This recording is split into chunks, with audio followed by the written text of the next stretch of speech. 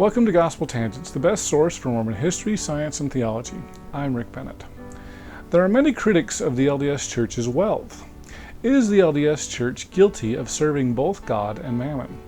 I'll ask Dr. Michael Quinn that question, and I think you'll be very surprised by his answer. At least I was. We'll talk about the City Creek Mall, which cost $1.5 billion. There are a lot of people that said, couldn't that money have been better spent on other things? Is it possible that the City Creek Mall is subsidizing churches in Africa and South America? I also asked him that question. Check out our conversation.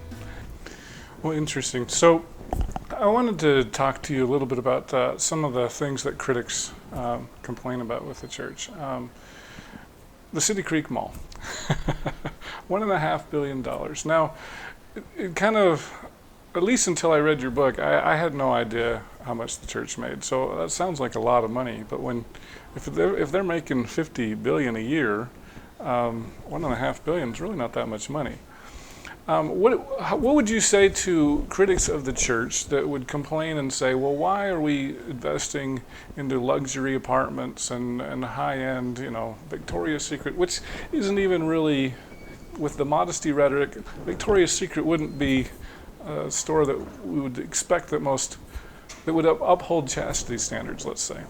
So what would you say to critics of the City Creek Mall specifically?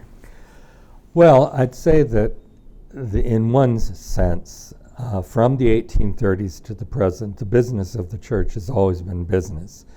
If members of the church look at revelations in the Doctrine and Covenants, they'll see revelations from the early 1830s about establishing a tannery, establishing a lumber facility, establishing merchandising.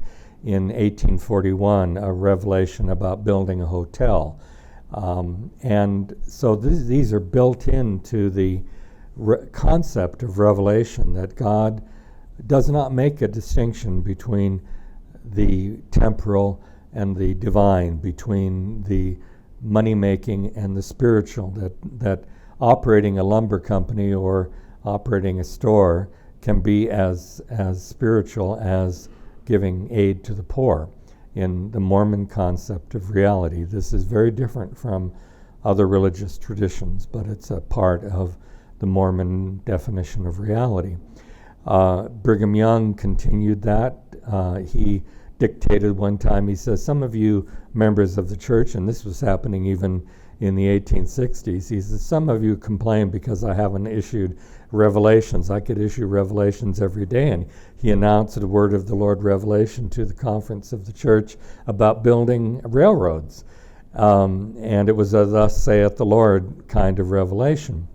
And his successor, John Taylor, issued thus saith the Lord written revelations that have specific texts, although never added to the Doctrine and Covenants in the 1880s, about investing in gold mines and silver mines. So this has been a part of Mormonism from its earliest origins to its pioneer time in Utah to the present. And so it can, I understand, it can disturb people when they hear that $1.5 million LDS headquarters is acknowledged paying up front for the construction and furnishing of, to the degree was necessary, of the environment of the City Creek Mall. However, put this into context, not only with the income of the church, but with its expenditures. In 2006, the LDS Church headquarters gave a cash supplement to the church in the United Kingdom of nearly $500 million, $450 million and change. And that was in 1 year to one of the countries in which the church has had a significant presence since 1837. It is an industrial country. It is not a third world country. Its members are generally thought of as being comfortable. This is not the case in any country. Mormons can be poor, even in the United States, and there are poor members of the church who live on government welfare and church welfare in the United Kingdom. Well, the tithe payers in the United Kingdom couldn't pay all of their responsibilities. All of the building and the maintenance and the missionary work and everything else, the aid to the really poor that occurs in the United Kingdom. And so in 1 year, the church gave nearly $500 million. I mean, I don't know the total number, but I know it's more than 100 countries throughout the world the church is in. In third world countries, and there are at least 50, and there could be far more than that, the church, and I have the reports to demonstrate this, is paying 90 to 95% of their expenses are being paid in cash from church headquarters on a year-by-year basis in the developing country, or what during the Cold War used to be called the Third World. The church could not do this if it didn't have billions of dollars, not only of tithing, but of commercial income from for-profit businesses, which the City Creek Mall is intended to be, for its stock and bond portfolio, which is totally separate from the investments in the City Creek Mall. So the City Creek Mall wouldn't be possible without all of this investment and profit, nor would the life of the church, even in industrial countries like the United Kingdom, which has averaged between 50 and 60% of its expenditures have to be paid on an annual basis by church headquarters, and 90 to 95% of the developing world. The church couldn't do that without this gigantic amount of income. And then you compare that to the president of the church since 2012, when it was raised to $120,000 a year. That's the top salary level or living allowance level of the general authorities. And I didn't think of doing this, but in one of my presentations in recent weeks, somebody in the audience said, "Mike, do you know that the CEOs of charities make substantially more than the president of the church?" And the example this person gave was the Red Cross, that the CEO of the Red Cross makes $1.2 million or $1.5 million a year. That's just salary, not benefits. And compare that to 1/10 the amount that the president of the church and subordinate general authorities are given as a living allowance.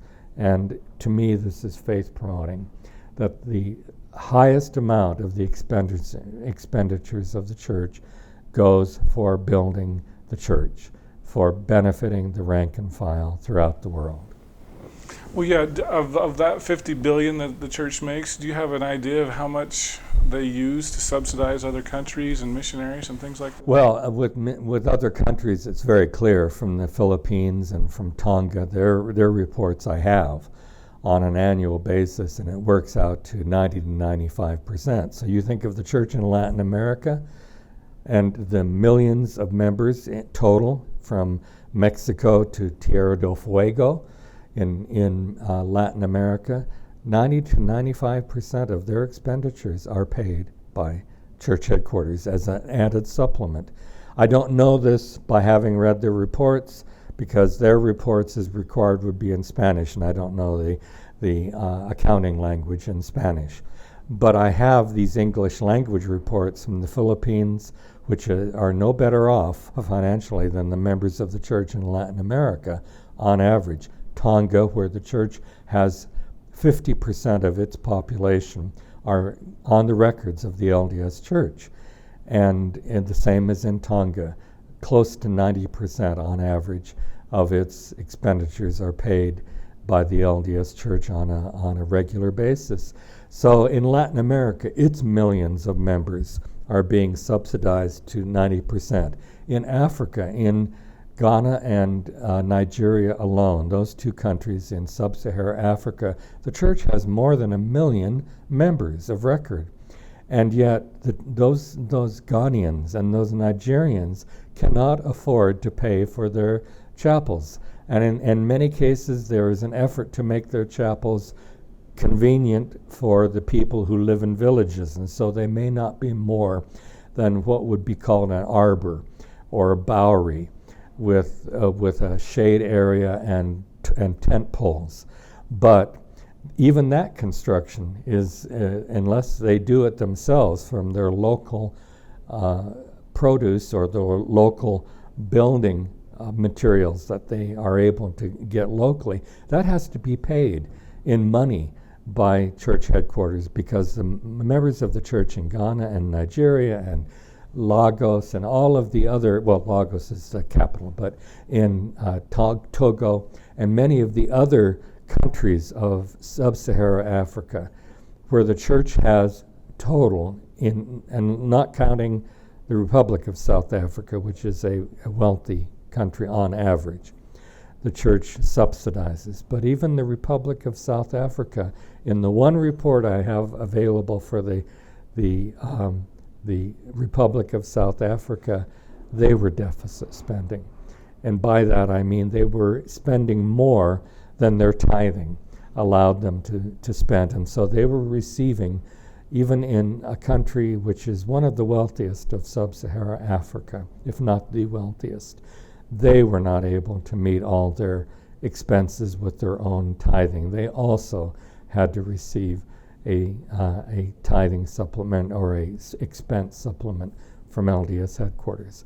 So you add up all these countries throughout the world that are developing countries, sub-Saharan Africa, Latin America, Oceania, Asia, including the Philippines, which I do have their reports, 90 to 95% are being paid by the headquarters of the church. The church is spending billions of dollars a year in supplementing the tithing that these relatively poor members of the church are paying as they can throughout the world. So let me ask this question. I'll phrase it this way. Would it be accurate to say then that the City Creek Mall, and maybe even Victoria's Secret, is subsidizing some of these buildings in Nigeria? Without question. I mean, and I in the book, I lay out those that I'm aware of through the internet. And there is a remarkable openness on the internet to the church's investments in a variety of areas, whether it's land where the profit is primarily, or rather the produce is primarily going for the welfare program, but what they can't use for the welfare program would spoil if they didn't sell it to the general public, and that's for profit. So there are profits that even Desert Ranches of Florida, which is a welfare outfit, in its original definition, it's also for profit. And it's making millions, maybe billions I mean, I don't have the financial records, but at least millions in its annual revenues. And all the others, there are apartment complexes that the church is invested in, aircraft storage hangars. It's like, why would the church do that? Because there's money to be made. And the church is in all of these, and oil and gas, mining. The church is in all of these areas, high profit areas, where it determines through its advisors that this is a good money-making operation. And they have it in Florida and in Missouri that I know of. The church has created entire communities from scratch that cover multiple area zip codes. And these are for profit. They sell these homes in some cases, millions of dollars per home. In other cases, $300,000, $500,000 a home. And this is a money-making, yes, it costs money to create these homes, to build them. But then it's profit once they sell them to those investors, mainly non-Mormons, but partially Mormons, who buy these homes in these communities, whether it's near Orlando or near Independence, Missouri, or wherever it might be. The church is very shrewd in its investments. And so, yes, in merchandising, there's no longer a church-owned merchandising store. Zion's Cooperative Mercantile Institution, for more than 100 years, was a church-owned ZCMI merchandising operation, and it had branch stores throughout Utah, Idaho, and even some of the adjacent states. Besides those two, those no longer exist. And the church instead rents space to May Company and to other companies and of probably national. Macy's bought ZCMI, so And probably rent it to Macy's Macy's and Nordstrom's. And so they are in the position of renting space on a monthly or annual basis for these profit-making companies. And so when you buy their products of these companies who are lessees of the church-owned property, whether it's at City Creek Mall or elsewhere, their profits, whether it's book sales or food or lingerie or washing machines, whatever it may be, those are contributing to the net profits of the church. And down the road, in a trickle-down way, those are benefiting the developing world where people can very often not pay more in their own ability for more than one meal a day for each member of their family. Could the church be accused of serving God and Mammon, though, with some of these businesses? The accusation is there, but typically it comes from people who don't recognize that the church makes no distinction between God and Mammon. The church is a money-making operation, but it plows the money into the building of the kingdom of God on earth, which is a Mormon phrase that most members, even disaffected ones, will recognize.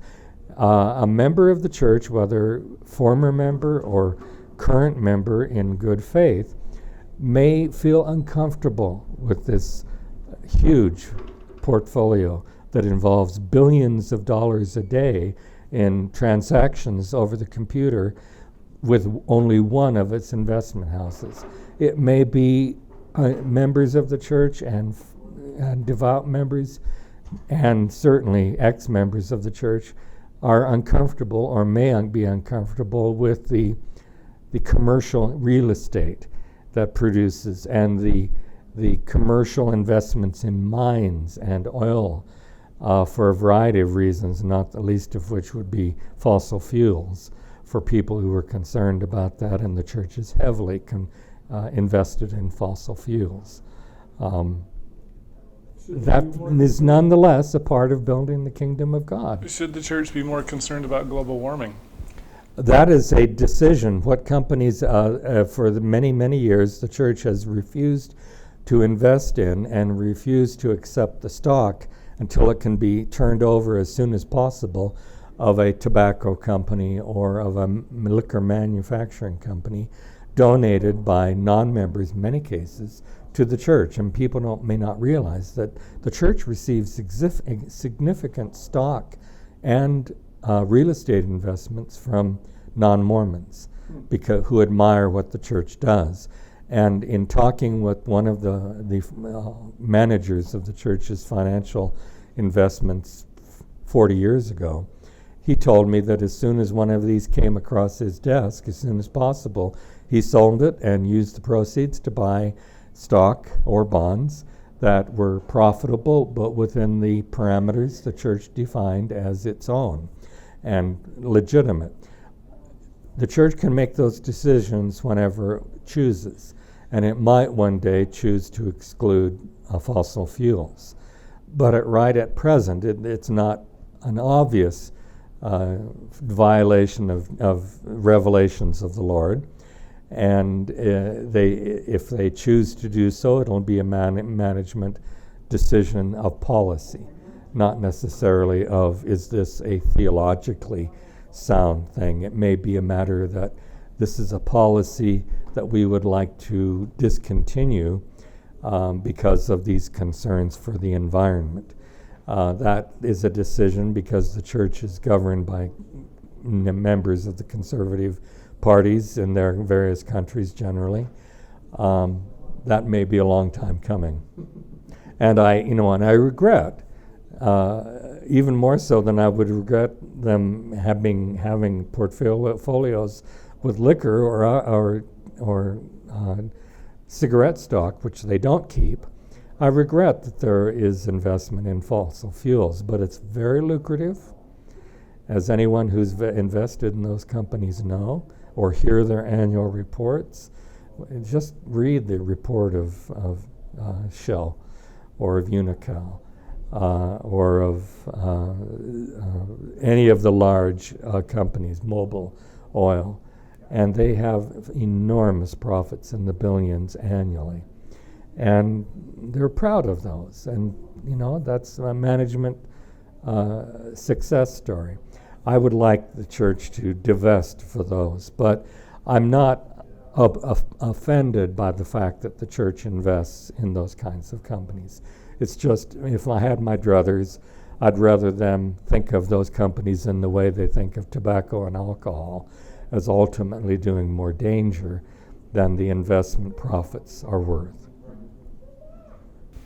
I hope you enjoyed our conversation with Dr. Michael Quinn. In our next conversation, I will ask you if he had any dealings with Mark Hoffman. I think you might find this very interesting. And then he told me, when you go back, look under your car for wires, and anytime you get, and for years after this, following his advice, anytime I got a package I wasn't expecting, I would take it to the post office and run it through their X-ray machine to see if there were any machines in it. So yeah, I was paranoid. I hope you enjoyed that short clip from our next interview. If you'd like to hear the entire interview uncut, please go to our patreon.com/gospeltangents and subscribe for just $5 a month. If you'd like a transcript of this, please click the yellow subscribe button at gospeltangents.com, and I'll send you this and all future transcripts. Also, if you'd like a paperback like we've got here, those are available at our website at amazon.com. Just do a search for Gospel Tangents. Please get all updates at our Facebook page at facebook.com/gospeltangents. We're also on Twitter at Gospel Tangents. You can also get transcripts individually at our website, gospeltangents.com/shop. Finally, make sure that you subscribe on our Apple Podcast page. Just do a quick search for Gospel Tangents there and give us a 5-star review while you're at it. Thanks again for listening. Your support helps create more Mormon history classes and podcasts such as this, and so I really appreciate you listening. Please share with your friends. Click here to subscribe, here for a transcript, and over here you'll see some more of our great videos. Thanks again.